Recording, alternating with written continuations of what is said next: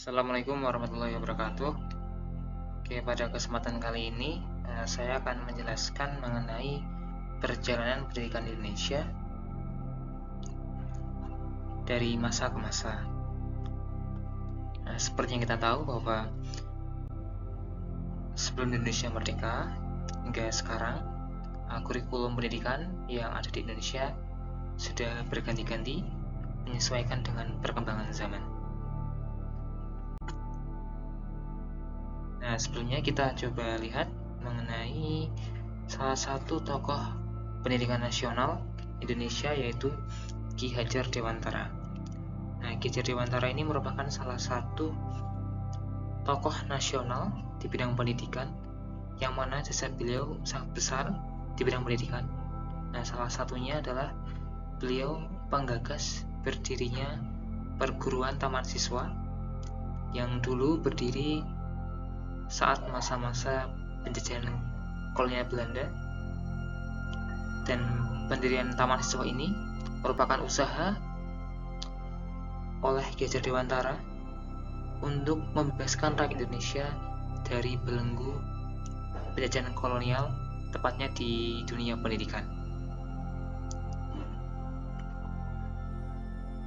Taman siswa merupakan nama sekolah yang didirikan oleh Ki Hajar Dewantara pada tanggal 3 Juli tahun 1922 di Yogyakarta.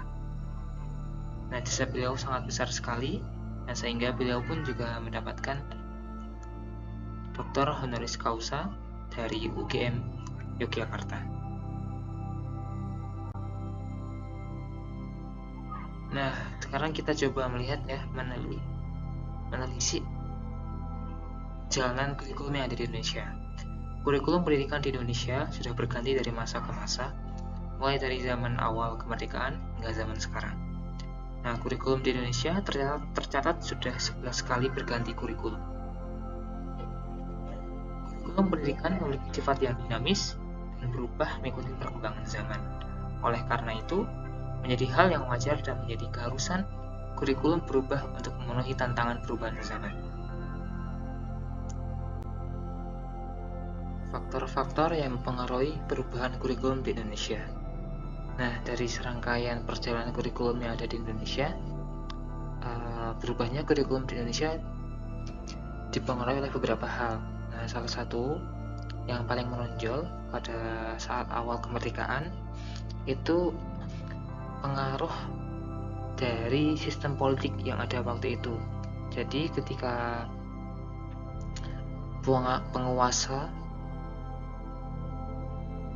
di negara Indonesia itu berganti orang atau berganti pihak, nah maka ada beberapa kepentingan yang dijadikan alat untuk merubah kurikulum. Jadi sistem politik itu sangat-sangat menentukan arah dari kurikulum yang akan digunakan. Nah, selain itu, pengaruh sosial budaya juga sangat berpengaruh, karena dengan beragamnya budaya dari bagian daerah satu maupun daerah lain, itu akan sangat-sangat mempengaruhi dari kurikulum yang ada di Indonesia. Kemudian perubahan ekonomi juga ikut mempengaruhi. Nah, adapun ilmu pengetahuan dan teknologi yang semakin berkembang juga mempengaruhi dari perubahan kurikulum yang ada di Indonesia, di mana kurikulum akan mengikuti perkembangan zaman. Perjalanan pendidikan di Indonesia dari awal masa kemerdekaan hingga sekarang, kurikulum pendidikan yang berlaku di Indonesia sudah berganti hingga 11 kali. Bisa kita lihat perjalanan kurikulum pendidikan di Indonesia dimulai ketika tahun 1947 hingga berlanjut sampai sekarang di tahun 2022 sampai saat ini 2024. Kurikulum yang digunakan sudah sangat-sangat berbeda dari yang sebelumnya. Nah, mari kita telisik satu persatu mengenai kurikulum yang berlaku di Indonesia. Nah, kita sebutkan yang terkenal untuk kurikulum 2006 itu biasa disebut sebagai KTSP atau kurikulum tingkat satuan pendidikan. Kemudian kurikulum 2013 disebut sebagai Kurkelas, dan kurikulum di tahun 2022 itu merupakan kurikulum merdeka atau merdeka belajar. Nah, sekarang kita coba telisik di awal mula kurikulum yang digunakan di Indonesia, yaitu kurikulum 1947. Nah, kurikulum ini merupakan kurikulum pertama pasca kemerdekaan Indonesia 17 Agustus 1945. Kurikulum ini dikenal dengan sebutan rencana pelajaran. Kemudian pada tahun 1952, kurikulum 1947 disempurnakan menjadi kurikulum 1952 dan dikenal dengan sebutan rencana pelajaran terurai.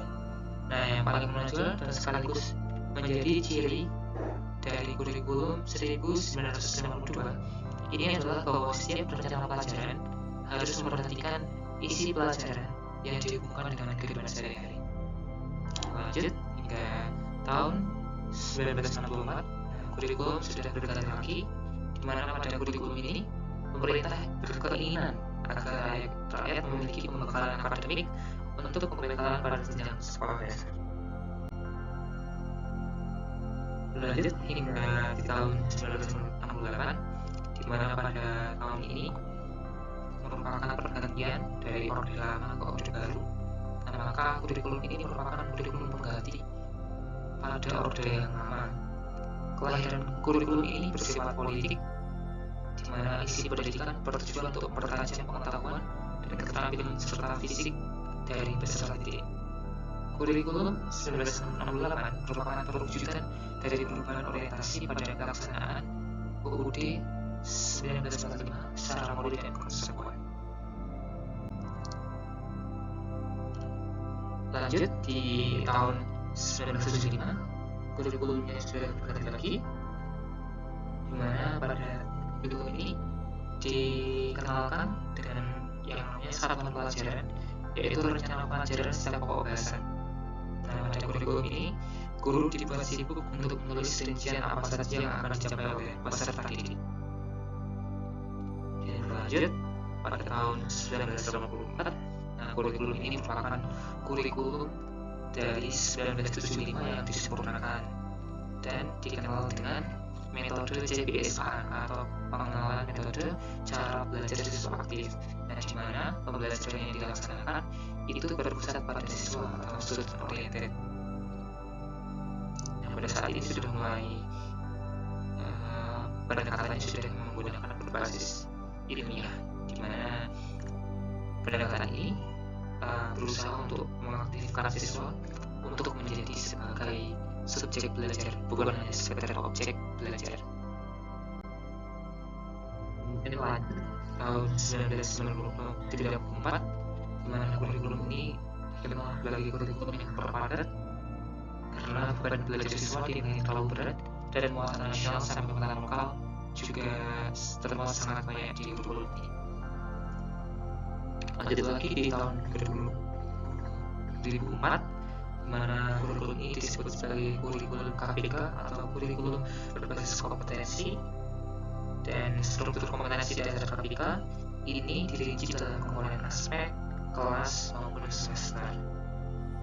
Lanjut hingga tahun 2006, kurikulumnya sudah berganti menjadi kurikulum KTSP atau kurikulum kesatuan pendidikan, di mana pemerintah menentukan standar kompetensi dan kompetensi dasar, sementara sekolah menentukan silabus dan perangkat lainnya.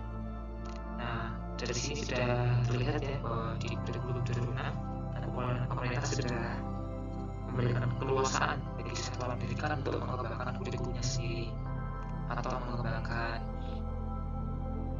silabus dan perangkat pembelajaran maupun penilaian yang mendukung dari kurikulum ini untuk mencapai tujuan-tujuan yang ditetapkan oleh pemerintah. Berlanjut hingga di tahun 2013, pada tahun ini dicanangkan yang namanya kurikulum 2013. Kurikulum 2013 sudah mengalami perubahan dari kurikulum sebelumnya, di mana pada kurikulum ini belajar yang berbasis ilmiah. Jadi selalu diaktifkan untuk menjadi subjek belajar. Pembelajaran diarahkan agar peserta didik sekurang-kurangnya dapat mencapai kompetensi minimal pada aspek kognitif, afektif, dan psikomotor. Berlanjut hingga tahun 2022 akibat adanya pandemi COVID-19, maka pemerintah mencanangkan yang namanya kurikulum merdeka. Kurikulum ini merupakan kurikulum untuk pemulihan pembelajaran, di mana kurikulum ini berfokus pada kompetensi, literasi dan numerasi maupun pendidikan karakter. Nah, sebenarnya kurikulum merdeka sudah dicanangkan sejak tahun 2019, namun baru dilaksanakan secara nasional di tahun 2022 secara terbatas untuk beberapa pilihan, dan saat ini tahun 2024 sudah dilaksanakan secara nasional menyeluruh untuk seluruh Indonesia. Nah, untuk referensi lain mengenai pembelajaran mengenai sejarah kurikulum bisa dilihat juga di jurnal ini. Sejarah kurikulum di Indonesia karya Alhamdin. Nah, pada prinsipnya kurikulum pendidikan akan senantiasa berubah. Hal yang perlu ditekankan ketika ingin berubah kurikulum adalah kurikulum yang dibentuk benar-benar untuk kepentingan adaptasi, mempelajari keterampilan yang sedang berkembang dan yang akan berguna pada masa sekarang dan masa yang akan datang. Oleh karena itu, sudah semestinya kurikulum itu akan berubah mengikuti perkembangan zaman, dan harapannya kurikulum yang diubah itu benar-benar diubah karena kebutuhan, bukan hanya karena kepentingan politik saja. Dan pada akhirnya kurikulum inilah yang akan membawa pendidikan Indonesia menuju ke arah yang lebih baik ke masa yang akan datang. Terima kasih.